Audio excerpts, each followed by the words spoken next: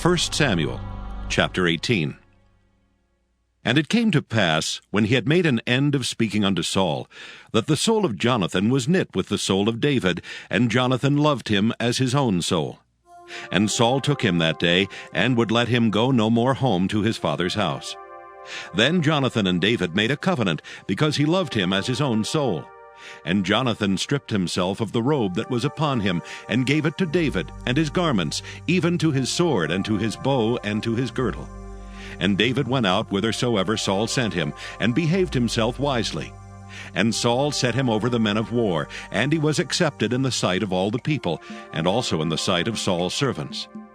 And it came to pass, as they came when David was returned from the slaughter of the Philistine, that the women came out of all cities of Israel, singing and dancing to meet King Saul, with tabrets, with joy, and with instruments of music.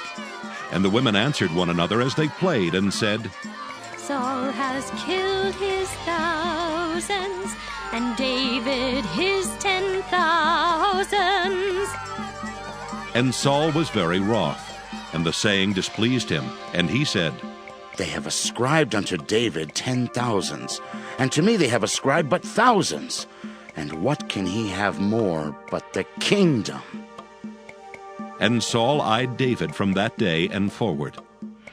And it came to pass on the morrow that the evil spirit from God came upon Saul, and he prophesied in the midst of the house.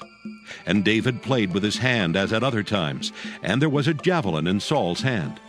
And Saul cast the javelin, for he said, I will smite David even to the wall with it. And David avoided out of his presence twice. And Saul was afraid of David, because the Lord was with him, and was departed from Saul. Therefore Saul removed him from him, and made him his captain over 1,000, and he went out and came in before the people. And David behaved himself wisely in all his ways, and the Lord was with him. Wherefore when Saul saw that he behaved himself very wisely, he was afraid of him. But all Israel and Judah loved David, because he went out and came in before them. And Saul said to David, Behold my elder daughter Merab. Her will I give thee to wife. Only be thou valiant for me, and fight the Lord's battles. For Saul said, Let not mine hand be upon him, but let the hand of the Philistines be upon him. And David said unto Saul, Who am I? And what is my life, or my father's family in Israel, that I should be son-in-law to the king? But it came to pass at the time when Merab, Saul's daughter, should have been given to David, that she was given unto Adriel the Maholathite to wife. And Michal, Saul's daughter, loved David, and they told Saul, and the thing pleased him. And Saul said, I will give him her, that she may be a snare to him, and that the hand of the Philistines may be against him.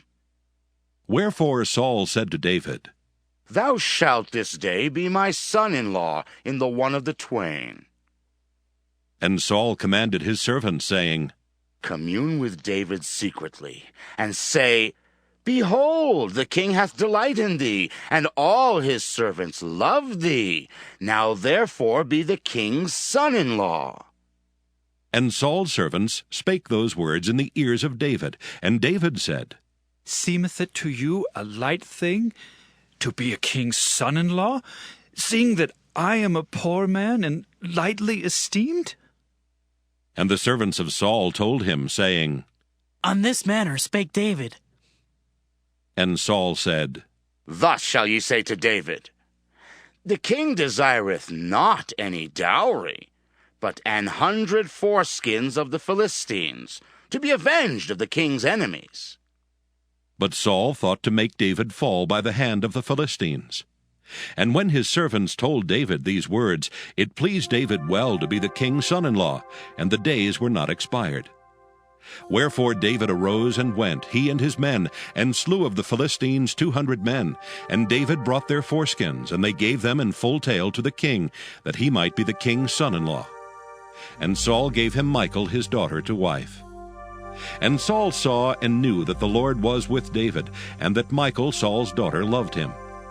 And Saul was yet the more afraid of David, and Saul became David's enemy continually. Then the princes of the Philistines went forth, and it came to pass, after they went forth, that David behaved himself more wisely than all the servants of Saul, so that his name was much set by.